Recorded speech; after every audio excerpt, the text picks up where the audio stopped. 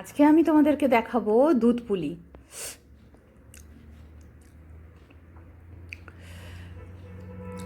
Two good. প্রথমে আমি নারকেলটাকে ফাটিয়ে নিচ্ছি। আমি না পুরো প্রসেসটা তোমাদেরকে একটু একটু করে দেখাবো, একটু ধৈর্য ধরে দেখবে, তাহলে কিন্তু যারা তোমরা পিঠে বানাতে জানো না তারাও শিখে যাবে, এতটাই সোজা। আমি আজকে বানাবো সুজি আর ময়দা দিয়ে। আর এখানে আমি নারকেলটাকে একটু গ্রাইন্ডারে ঘুরিয়ে নিয়েছি একবার। আর এখানে কিছু কিশমিশ আমি একদম কাঁচি দিয়ে কুচো কুচো করে নিয়েছি। এবার নারকেলটা কিন্তু আমি এখানে নলেন গুড় দিয়েই পাক দিয়েছি, সঙ্গে একটুখানি খোয়া দিয়ে দিয়েছি, যে এরকম টাইট বেশ সুন্দর দেখছো পাকটা এসেছে।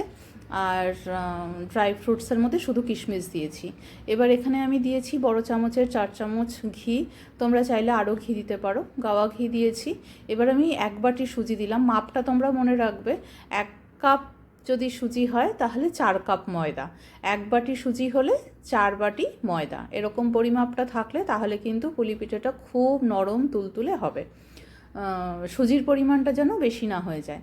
তো এবার আস্তে আস্তে করে তোমাকে খুব হালকা হাতে ভেজে যেতে হবে, আর নাড়াতেই হবে নিচে, নয়তো কিন্তু ধরে যাবে, একদম যেন নিচে লেগে না যায়, সেজন্য কন্টিনিউয়াসলি এটাকে নেড়ে যেতে হবে। পুলি পিঠেই বলো আর যে কোনো পিঠে, পায়েস সব বলো, এগুলো কিন্তু একটু ধৈর্যের নিয়ে খুব সুন্দর করে ভালোবেসে বানাতে হয়, নয়তো কিন্তু তোমার ভালো হয় না, খেতে স্বাদ হবে না, নিচ দিয়ে লেগে যাবে। তো আমার 4 বাটি ময়দা আমি ধীরে ধীরে দিয়ে দিচ্ছি, একটু একটু করে ভাজছি আর দিচ্ছি। তো এবার আমি দেবো একটু একটু করে জল। এবার গরম কড়াই তো আস্তে আস্তে করে জল দেবো আর এটাকে মাখতে থাকবো। এবার গরম অবস্থাতেই কিন্তু আমি যেরকমভাবে আটা মাখে সেভাবেই এটা মাখবো, একদম গ্যাদগ্যাদে নরম হয়ে যাবে না, আবার কিন্তু প্রচণ্ড টাইট হবে না।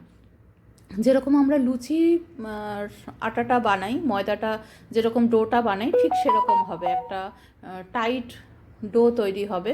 তো আমি দেখালাম কিভাবে একটু একটু করে জল দিচ্ছি। এবার খুব ভালো করে হাতে, যাদের গরম সহ্য হয় তাদের জন্য এটা একটুখানি ভালো, কারণ ঠান্ডা হয়ে গেলে কিন্তু ওটা দানা দানা হয়ে যাবে, দলা পাকিয়ে যাবে। এরকম গরম অবস্থাতেই ওটাকে আস্তে আস্তে করে মেখে ফেলতে হবে, খুব সুন্দর করে, একদম দলাই মলাই করে, খুব ভালো করে। আর এটা মেখে না একদম টাইট, মানে এক ফোঁটাও যেন হাওয়া না লাগে, সেই রকমভাবে চেপে এটাকে রাখতে হবে, হাওয়া লাগলে কিন্তু এটা ফেটে ফেটে যাবে।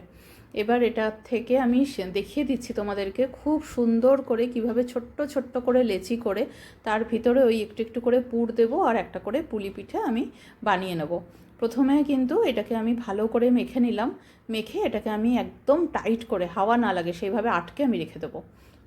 এবার এই যে ছোট্ট ছোট্ট করে লেচি বেনেছি, লেচিগুলোর মধ্যে আমি দেব অল্প অল্প করে একটু করে পুর। এখানে বানিয়েছি কতগুলো, আমি একটা তোমাদেরকে দেখিয়ে দিই। এই যে এরকমভাবে বেলতে হবে, আমার মেয়েও দেখো বানিয়ে ফেলেছে, ও অনেক কটা বানিয়েছে। তাই বলছি যে তোমরা কিন্তু একটু ধৈর্য ধরলে তোমরাও শিখে যাবে, কোনো ব্যাপারই না পুলি পিঠে বানানো, একটু শুধু ধৈর্য ধরে করতে হবে। এই যে এরকম করে আস্তে আস্তে করে এগুলোকে তুলে ফেলতে হবে। এবার এর মধ্যে দিতে হবে পুরটা, ছোট্ট ছোট্ট করে পুরগুলো, আর চারধারে আমি দিয়ে দিলাম একটুখানি জলের হাত, তাহলে কি আটকে যাবে, ওগুলো টাইট হয়ে যাবে। এই সামান্য করে একটু জল লাগিয়ে লাগিয়ে চারধারগুলোতে পুরো রাউন্ড করে করে লাগিয়ে দেবে। এবার এটার মধ্যে এটা সাইড থেকে দিয়ে আমি মাঝখানে নয়, একটু সাইড করে নিয়ে এরকমভাবে ঘুরিয়ে রোল করে দিচ্ছি, দেখো। এই যে ধীরে ধীরে ধীরে ধীরে এটাকে রোল করে ফেললাম। এবার রোল করে সাইডে তো জল লাগানোই ছিল, সেটাকে চেপে দিলাম এরকমভাবে। তোমরা তো কোনো প্রবলেমই নেই, এটা দেখো। এবার একটুখানি চেপে দিয়ে ব্যাস এটা হাতের মধ্যে একটু ঘুরিয়ে নাও, এরকমভাবে দেখো, দু তালুর মধ্যে দিয়ে একটুখানি ঘুরিয়ে নেব, এরকমভাবে ব্যাস হয়ে গেল।